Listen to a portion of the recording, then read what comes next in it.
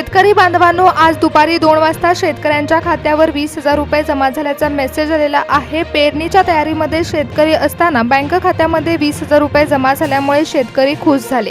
पेरणीसाठी सरकारने अनुदान जाहीर केले आहे आणि ते 14 जिल्ह्यातील शेतकऱ्यांच्या खात्यात वितरित झाले।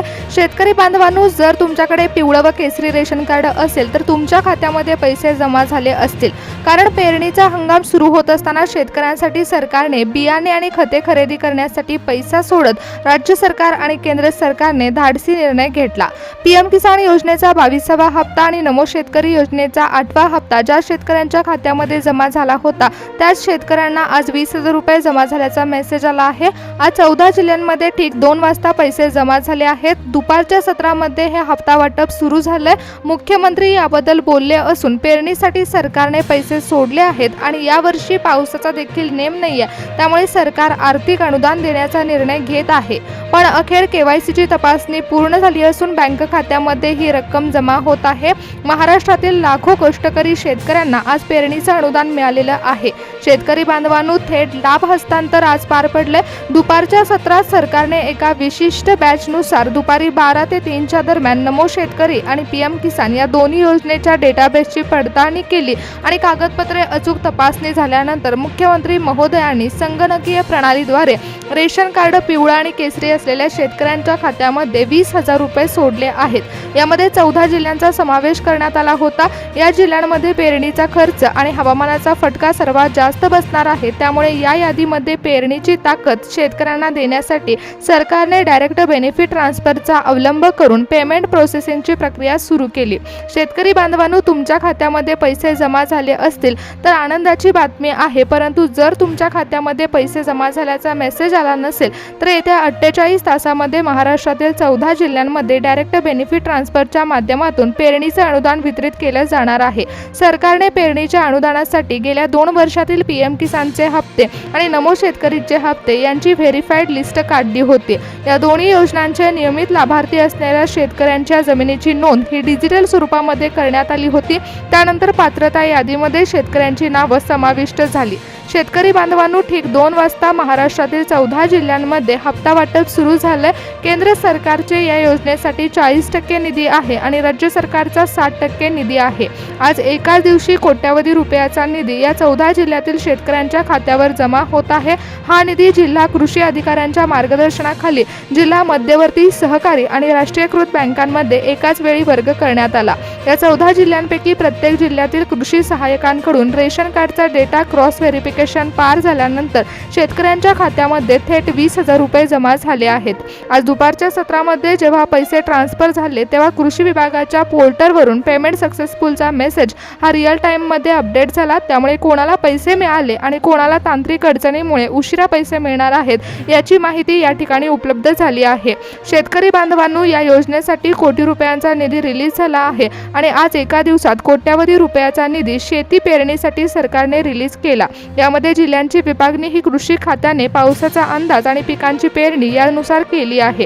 या 14 जिल्ह्यांमध्ये आज पैसे जमा झाले आहेत। तिथले जिल्हा कृषी अधिकाऱ्यांकडे यादी तयार होती आणि त्यानुसार पैसे ट्रान्सफर झाले आहेत, परंतु हे पैसे खात्यावर जमा होत असताना थेट लाभ हस्तांतरद्वारे पैसे जमा झाले आहेत। यामध्ये सरकारने डिजिटल प्रणालीचा वापर केला आहे। मित्रांनो, ही बँकिंग प्रक्रिया खूप महत्त्वाची आहे, कारण अनेक शेतकरी असे आहेत की जे पात्र ठरले आहेत पण खात्यावर पैसे जमा झाल्याचा मेसेज आला नाहीये।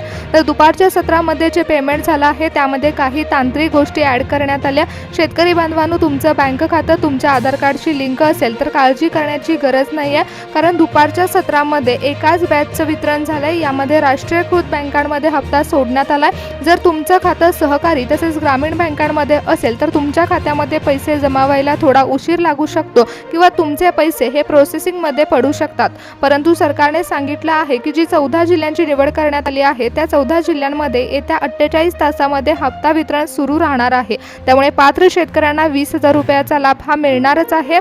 शेतकरी बांधवांनो, हवामान खात्याने दिलेल्या अंदाजानुसार यावेळी मान्सूनचं वितरण हे गेल्या वर्षीपेक्षा वेगळं असणार आहे। त्यामुळे जिल्ह्यात पावसाचा जोर सुरुवातीला कमी असेल तर काही ठिकाणी अचानक अतिवृष्टी होऊ शकते। त्यामुळे कृषी विभागाने 20,000 रुपयाचं अनुदान वितरित करताना 14 जिल्ह्यांची जी निवड केली आहे त्यामध्ये हवामान खात्याकडून आलेल्या माहितीनुसार यादी बनवण्यात आली आहे। बियाणे आणि खते घेण्यासाठी देखील शेतकऱ्यांना अनुदान मिळत आहे। त्यामुळे सरकारने हवामानाचा अंदाज घेत गरजू आणि पात्र शेतकऱ्यांची माहिती समितीमार्फत मिळवली होती। त्यानुसारच पात्र शेतकऱ्यांची यादी ही कृषी खात्याकडे पाठवण्यात आली आहे।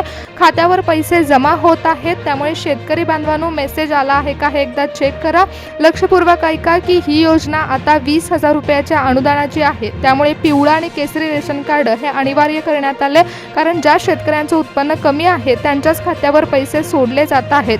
शेतकरी बांधवांनो, दुपारच्या सत्रामध्ये पैसे वितरणाचं काम सुरू झाले आणि बँकेच्या अधिकाऱ्यांना कृषी खात्याकडून आदेश मिळाल्यानंतर हा निधी शेतकऱ्यांच्या खात्यामध्ये वितरित होत आहे।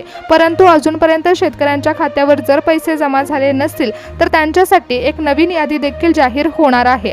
यामध्ये सरकारने 14 जिल्ह्यांची निवड आज केली होती, परंतु ज्या शेतकऱ्यांची नावं ही पात्र यादीमध्ये आहेत तरी देखील त्यांच्या खात्यावर पैसे जमा झाले नसतील तर त्यांचा अर्ज हा पेंडिंग मध्ये पडू शकतो आणि ज्यांचे अर्ज हे होल्डवरती पडले आहेत त्यांची नवीन यादी ही उद्या सकाळी जाहीर होणार आहे। उद्या सकाळी नवीन यादीनुसार उरलेल्या शेतकऱ्यांच्या खात्यामध्ये 20,000 रुपये सोडण्याचं काम केलं जाणार आहे।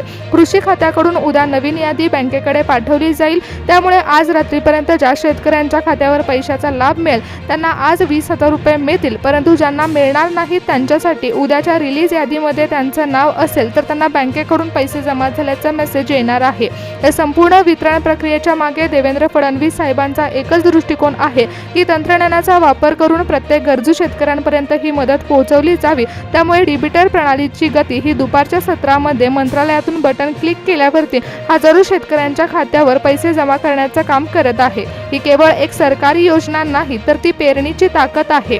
फडणवीस साहेबांच्या याच प्रणालीद्वारे आज प्रत्येक शेतकऱ्याला कृषी प्रशासनाची सर्वात मोठी मदत मिळत आहे। नागपूर, चंद्रपूर, अमरावती, यवतमाळ आणि वाशिम या विदर्भातील जिल्ह्यांमध्ये कापूस आणि तुरीसाठी पीक घेतलं होतं। या कापसाच्या लागवडीसाठी लागणारी खतं आणि मजुरांचा खर्च मोठा असतो, त्यामुळे सरकारकडून कापसाच्या पेरणीपूर्वी शेतकऱ्यांच्या खात्यामध्ये मोठा लाभ वितरित करण्याचा निर्णय घेण्यात आला।